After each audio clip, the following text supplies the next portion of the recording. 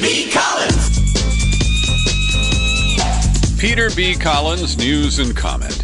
It's Friday, October 19th, 2018. Today's a special day. My mom would have been 95 today. She passed away a couple of years ago. And my biggest brother, Tom, was born on her 25th birthday. He turns 70 today. Happy birthday, Tom, in San Diego. Here in California, our mailboxes are being flooded with political ads for ballot measures. The TV programs, those of us who don't zip past the commercials are subjected to one after another, vote yes, vote no. The ads are deceptive. The propositions themselves are misleading in many cases. And today's podcast is brought to you by the Fat Cats, who put Proposition 0 on the ballot. The following is paid propaganda from the Committee to Vote Yes on No, with major funding from whining fat cats, trust fund yuppies, and PR firms with very flexible ethics.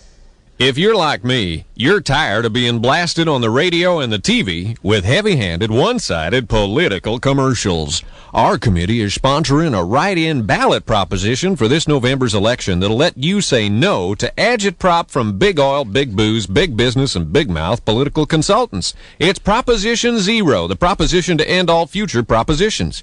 When you go into the voting booth, just write in Proposition 0. Then vote yes on the no proposition. Your yes vote will say no to the tactics of distortion, lies, insinuendo, and personal attack. Your yes vote means no more tricky counter propositions from the industries threatened by other propositions on the same ballot. Your yes vote means no more fees to corporate law firms trying to rewrite the laws to suit their deep pocket clients. And your yes vote means no more insulting radio and TV ads with bad dialogue. If you're the kind of voter who answers no opinion when the pollsters call, Proposition 0 will fully protect your constitutional right to have no opinion and keep it to yourself. So forget everything else you've heard and just say no to it all. Vote yes on Proposition 0. Proposition 0. I wrote that spoof ad back in 1993. That's 25 years, and it's aged very well. It's as deadly accurate, I think, as it was when I first aired that. There are 26 states that have an initiative process. And we believe it started here in California about 100 years ago when Hiram Johnson was throwing out what were called, well, we'd call them oligarchs today.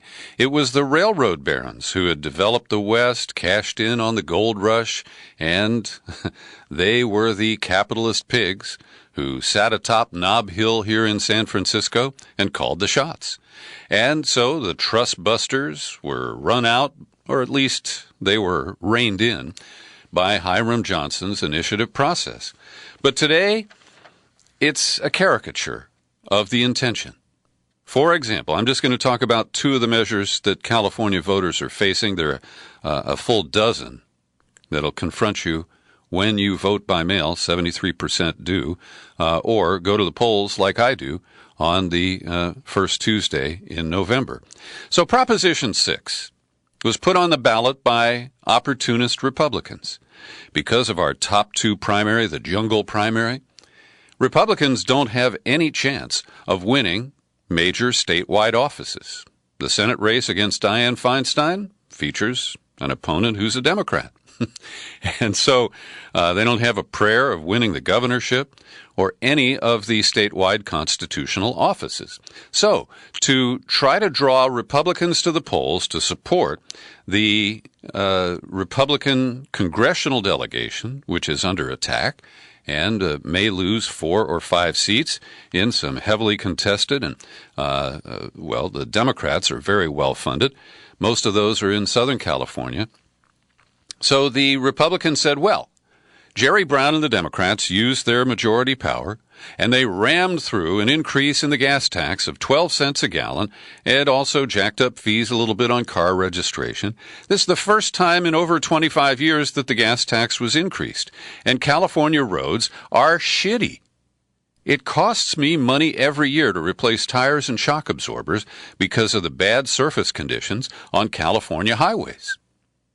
So I fully support what the governor did. It's something that we have to pay. But the Republicans, who of course can afford to replace their shocks and tires whenever they want, they're taking this on for the little people. The families that they say have to pay an extra $700 or $800 a year at the pump in order to take care of this Democratic issue. Well, I don't think the roads vote. I don't think the roads have a partisan preference. And this is something that California drastically needs. And the Republicans want to kill this funding. It's about $5 billion a year, only for political gain. And so you can blame situations on the labor unions that will benefit from road construction and all those things. But the bottom line here is that the cold calculation of Republicans is they would rather have potholes on every road in California than allow the Democrats to gain this victory. And if it brings out their voters, well, that's an added bonus for the Republicans. Now, these are the same Republicans who love toll roads, which lock out low-income drivers. They like to privatize infrastructure like bridges and other public facilities that always end up costing us more to use. So their hypocrisy and inconsistency is extremely clear. Now, I'm about to share with you a report that was just published, and the timing of this clearly benefits those who support the gas tax. But you can't argue with the data. The roads in California account for 3 of the top 10 worst roads in the entire country. And the San Francisco Bay Area tops the list. 71% is the percentage of poor roads. In the San Jose area, Silicon Valley, it's a little better, 64%. LA, they're on their freeways all the time. Their roads only suck 57% of the time. But this is a very serious issue, and Brown and the Democrats showed leadership. They showed they were willing to take a hit. One of their own members of the state Senate was successfully recalled by the Republicans for voting for the gas tax. And so the cynical politics that play out on what was supposed to be the citizen-driven initiative process, well, it's pretty ugly. And the other ugly one that I'm going to mention today, there are others, but I just don't want to distress people, particularly those of you who live in states that don't have an initiative process. You probably don't care that much about this. But if you are drawn to try to bypass a gridlocked legislature and say, yeah, we need citizen ballot measures, well, think twice about it because it metastasizes into what we have here in California. So let's take a look at one of the other measures, Prop 10. And I'll be honest with you, I support it.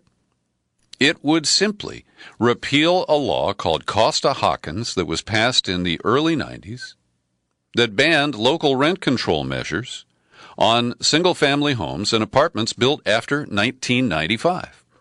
So we do have some rent control. It's mostly in the big cities, San Francisco, L.A., Hollywood, I know, has rent control. But you can't enjoy a rent-controlled apartment if it was built after 1995. So this is consigned the poor and those on fixed incomes to housing that is crumbling. And landlords who extract what they can, and they argue that they can't afford to fix up the building because the rent control revenues are insufficient. Now, I do have some sympathy for landlords who bristle at rent control. But Costa-Hawkins does not impose rent control.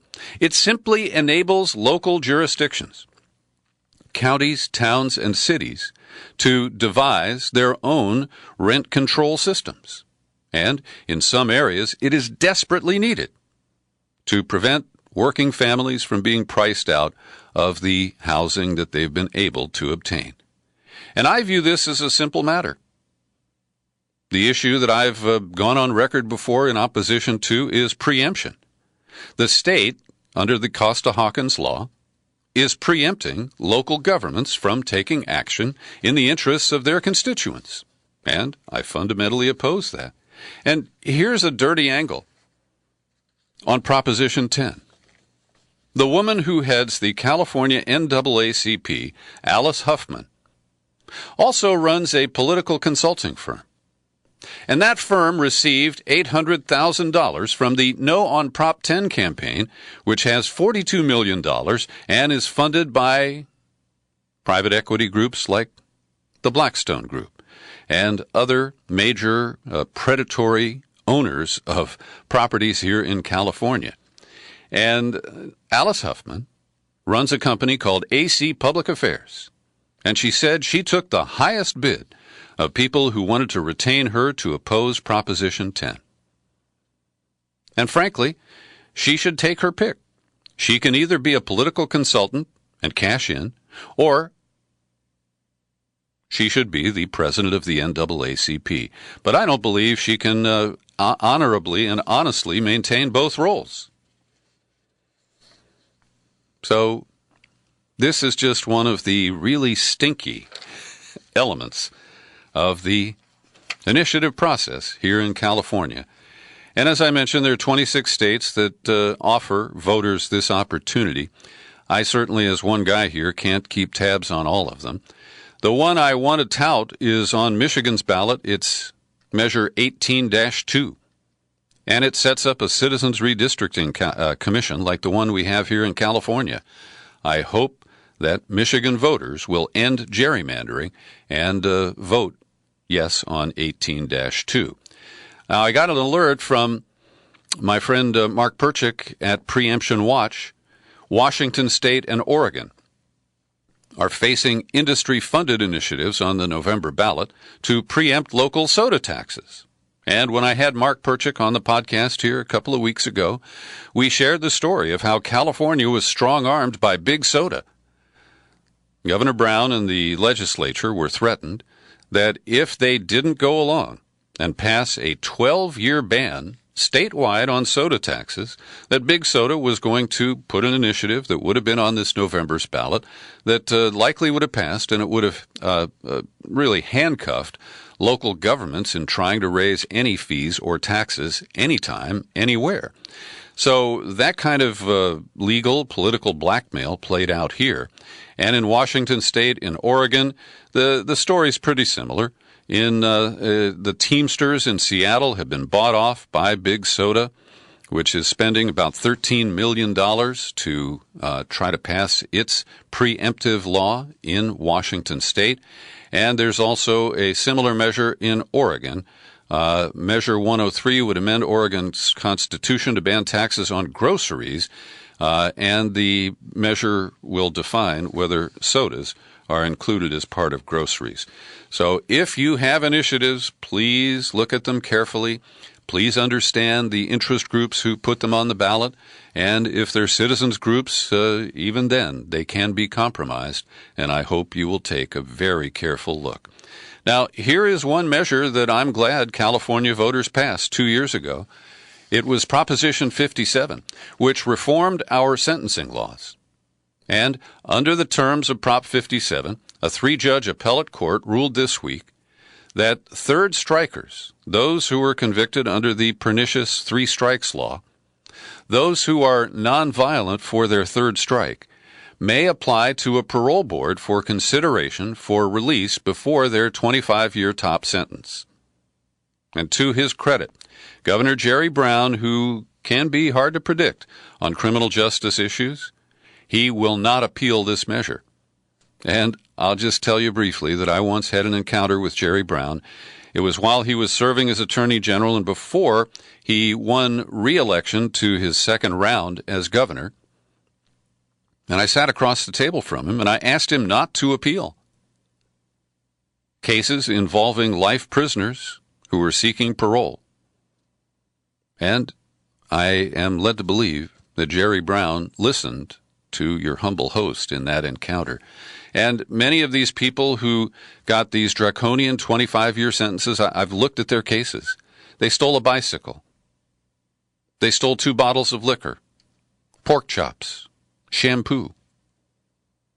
And the nonviolent third strikers are disproportionately black, disproportionately mentally ill, and statistically among the least likely to reoffend. Across the country, We're seeing Catholic bishops release lists of priests who preyed on young people, often boys, but sometimes girls and women. And, for example, in the Diocese of San Jose, they released a list of 15 priests going back, almost 30 years. Many of these men are dead now. But on local news radio, I heard one of the victims say, well, this is a nice gesture, but it's not complete. And this is playing out across the country, where in what Richard Nixon called a limited hangout, the Catholic bishops are releasing lists of the predatory priests in their region, their diocese. And the New York Times gives the example of Cardinal Daniel DiNardo, who is president of the American Bishops' Conference. He also runs the Archdiocese of Galveston-Houston. Now, he is the front man for the effort to mend fences and rebuild trust over this long-running criminal enterprise called the Catholic Church in the United States. But DiNardo's recently been criticized for allowing a priest accused of abuse to serve in a parish in Galveston, Houston, disregarding the warnings of a young woman who said she told the cardinal in person 7 years ago that this priest had molested her when she was 16. And so, as we see the bishops publish information, take a knee, ask for forgiveness, I'm sorry. They've waited too long, and they've hurt far too many people. And they are still not coming clean. Take the Archdiocese of Buffalo. Bishop Richard Malone released a list of 42 accused priests, but it was a limited hangout because local TV reporters found that he had withheld many names. The actual number is more than double that. Probably 106. Timothy Dolan, the cardinal who runs the New York Archdiocese now, he was imported from Milwaukee, and Dolan there double-crossed the victims who he met with, promising them financial compensation, and then he took the entire archdiocese into bankruptcy to make it unable to pay the claims that he had said would be honored. And so there is a call, there's a petition that's been posted by a theologian at Emory University. Her name is Susan Reynolds. And over 6,000 people have signed this petition demanding that every Catholic bishop in the United States resign. And I support that. And even that, I don't think, can resuscitate this sorry state of Catholic Church affairs. And if you don't know, I was raised a Catholic, and I left the church a long time ago over issues related to the authority of the church and the cover-ups that they have conducted. Yesterday, we talked about the case of Terry Albury, the former FBI special agent. Well, he was sentenced to 4 years in prison for retaining and releasing to The Intercept. Keep in mind, you never want to leak to The Intercept some FBI documents. And the plea deal that he accepted included guilty counts of the Espionage Act. And he was not a spy. This is not what happened. He was a whistleblower.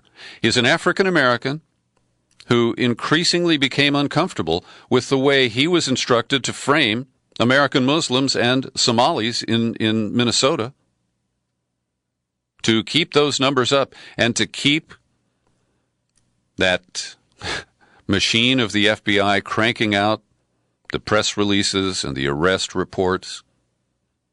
Many of those people have been framed, as I have shared with you over the years. And Terry Albury wanted to tell that story. He wanted to expose the extreme reach of the FBI post 9/11 with the Patriot Act, the National Security Letters, and the other broad violations of our constitutional rights that occur every day. And they made an example of him, 4 years in federal prison. That'll make sure nobody else tries to blow the whistle on these issues in the future. A court in Israel An appeals court has overruled the expulsion order for American student Lara Al-Qassam. As you may have heard, she was detained at Ben Gurion Airport on October 2nd. She came into the country with a student visa to attend university, but she was held there because when she was a student at the University of Florida, Al-Qassam was chapter president of Students for Justice in Palestine, a group that supported boycott, divestment, and sanctions aimed at Israel. And she has told the court that she will no longer participate in any boycott activities while in Israel, that she has no intention of visiting the Palestinian territories. Her parents are Palestinian, and she basically has repudiated any involvement with BDS. Now, this may be just what she needed to do to be able to stay in Israel and complete her studies. But I consider this a sellout on her part, and I am disappointed. The other thing that surfaces in the coverage is, for example, the oral arguments at the Israeli Supreme Court included claims brought by the government that she had clicked attend on the Facebook page of at least one event connected to the movement this year. Now, how does Israeli intelligence, the Mossad or Shin Bet, how do they have information about the Facebook page of Students for Justice in Palestine at the University of Florida? Wouldn't that be a violation of our sovereignty for Israeli spies to be tapping Facebook and looking at the activities, the legal activities of American citizens? Well, Haaretz, the scrappy Israeli paper that often confronts the government there, reports that an investigation shows that Israel has become a leading exporter of tools for spying on civilians. Dictators around the world, even in countries with no formal ties to Israel, use them to eavesdrop on human rights activists. Saudi Arabia used Israeli cyber weapons to target the dissident in Canada, who I talked about yesterday. Israel sold advanced weapons to Myanmar during the anti-Rohingya ethnic cleansing campaign.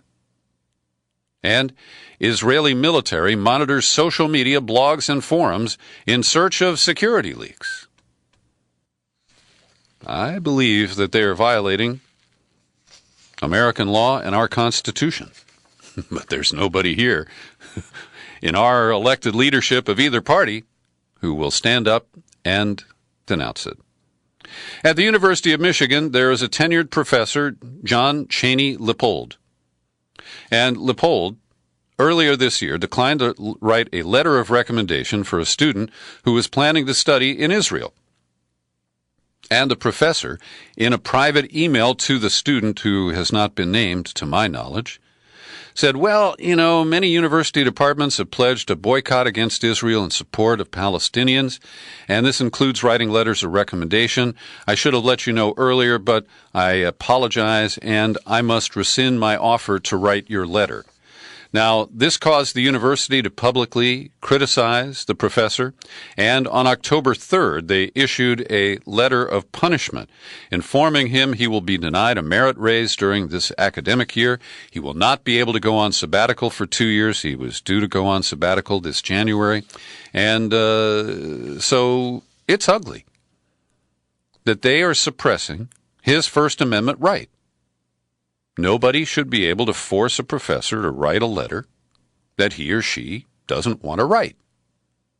Now, Cheney Lippold views the incident through the lens of academic freedom. The incident at the University of Michigan comes amid the widespread crackdown aimed at the boycott, divestment, and sanctions movement, which is falsely described as anti-Semitic by Israelis who are trying to squelch it. The professor said, even if you don't support BDS, you should still support the ability of a faculty member to not be compelled to speak. Now he's getting support from the American Association of University Professors. They have written a letter to the disciplinary person whose name is Cole, I guess she's a dean of some sort, and said that, number one, if they're going to impose these punishments on Cheney Lippold, it requires an administration to demonstrate adequate cause for imposing a severe sanction in a hearing of record before an elected faculty body. That didn't occur in this case. And they also chided the university for misapplying the principles of the AAUP, the American Association of University Professors. Also related to Israel, I checked just before I turned on the microphone here today. No deaths reported, but 10,000 protesters massed along the Gaza-Israeli border today, and tensions are running high because earlier this week there was a Palestinian rocket that slammed into Beersheba. That led Israel to, of course, over-retaliate. They responded with airstrikes on Hamas targets.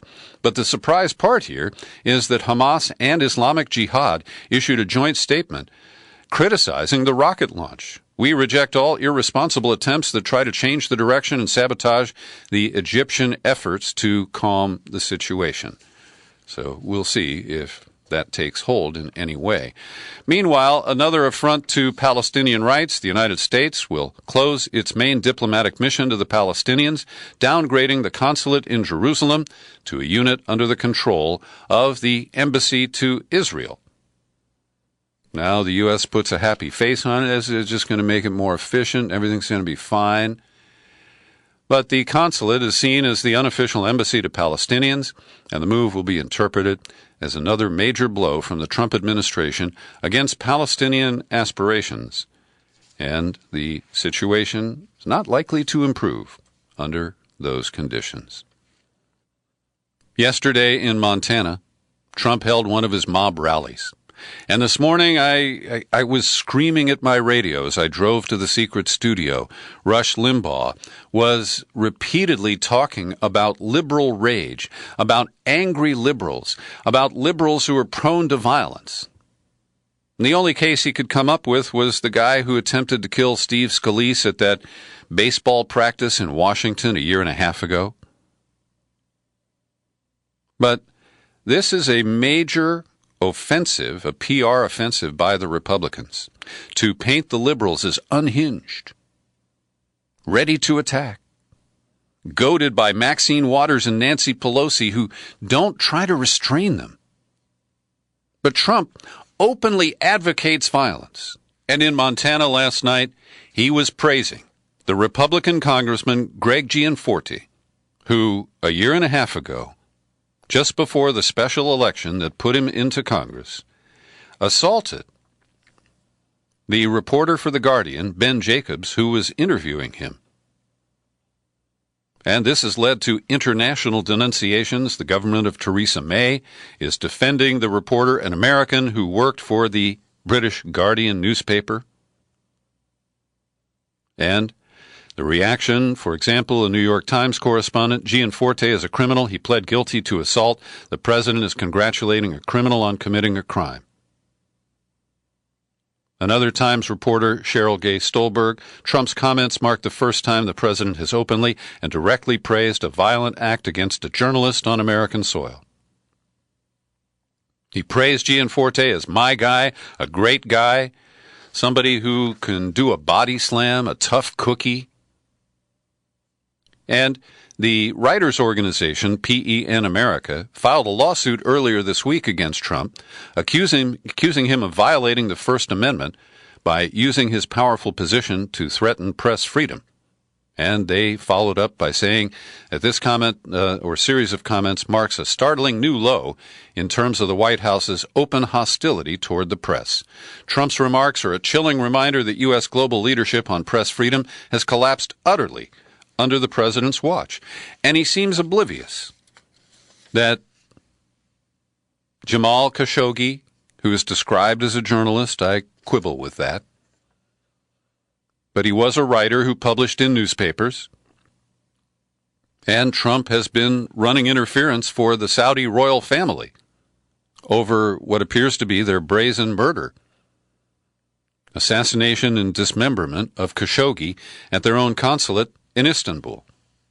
And now, the New York Times front page today says the rulers of Saudi Arabia are considering blaming a top intelligence official close to Crown Prince MBS for the killing of Khashoggi. The plan to assign blame to Major General Ahmed al-Asiri, a high-ranking advisor to the Crown Prince, would be an extraordinary recognition of the magnitude of international backlash. So the Saudis are concocting their fabricated cover story in public, right on the front page of the newspaper. We're being told who's going to take the fall for this. And over at the Washington Post that published Khashoggi, they're pushing back on what they describe as a conservative whisper campaign to smear him. They report a cadre of conservative House Republicans, allied with Trump, privately exchanging articles from right-wing outlets that fuel suspicion of Khashoggi, highlighting his association with the Muslim Brotherhood, and don't forget, he was an embedded reporter for the Saudis covering Osama bin Laden in Afghanistan in the 1980s. These are called aspersions and smears, and while I'm not condoning any right-wing whisper campaign, let's tell the truth about Khashoggi. He was a tool of the Saudi rulers until recently, and his conversion to a, free expression advocate is highly suspect in my view. And our friend Katie Johnstone, I've never met her, but Caitlin Johnstone is somebody who I share many views with. And she's a powerful writer, an Australian woman, and she published a piece, her first, about the Khashoggi case. Be skeptical whenever the political media class converges on a single narrative. And I agree with her call for skepticism. Now, the official narrative here is coming from Turkey, essentially. And unlike the way Britain handled the Skripal case, which is all trust us, we know Russia did this, the Turkish claims have been buttressed with photographs of the assassination team that flew into Istanbul. Now, we're told there's a recording, and I agree with the skepticism that Johnstone advances here, that we haven't heard it or seen true evidence that it exists.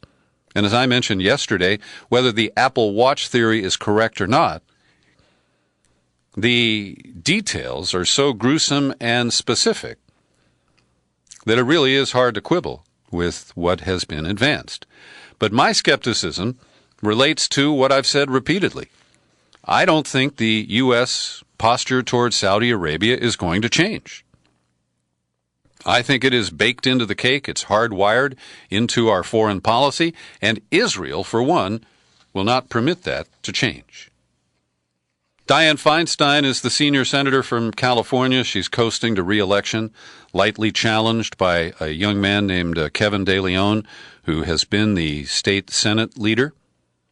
They had a little debate the other day. It was the first one in 18 years. And Feinstein made a little news by saying that she favors reopening the investigation into allegations of sexual misconduct by Supreme Court Justice Brett Kavanaugh if her party takes control of the Senate next year. So it was 18 years ago when Dianne Feinstein agreed to a single debate with her opponent in the year 2000. And I worked on that Republican's campaign because Tom Campbell, a moderate, was much more palatable to me than the conservative politics of Dianne Feinstein. And today, Tom Campbell has left the Republican Party over Trump, and he is working to start a third party here in California. I interviewed him recently, and here's an excerpt from our conversation about the quest to form a new political party. But in reality, the third parties were not surviving anyway. They would have a candidate in November, but the candidate would never win, whether that's peace and freedom, green, or libertarian. So what it does is to focus on the primary, the top two primary. And I did a substantial amount of polling on the attractiveness of an independent candidate. And if an independent candidate makes it past the primary, she or he is favored overwhelmingly against a Democrat or against a Republican. So the issue is getting past the top two primary into the finals without having to choose one of the two major parties. And if we were able to create a truly independent party, that vehicle would be the way of doing it. That is former Congressman and former Republican Tom Campbell advocating for the founding of a third party in California. And help us pick a name for it, okay? Send your ideas to peter@peterbcollins.com. And finally today, Nancy Pelosi is very hopeful that Democrats will regain control of the House after the midterm elections. And the polling shows that it's a possibility, if not a probability at this point.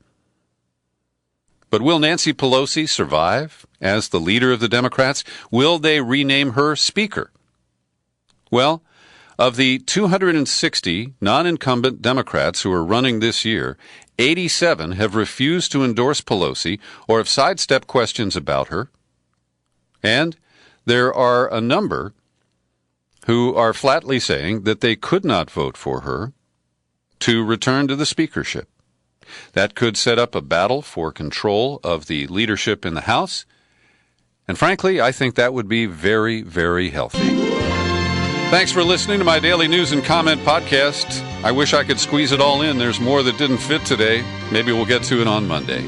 I'm Peter B. Happy trails to you until we meet again. Happy trails to you. Keep smiling.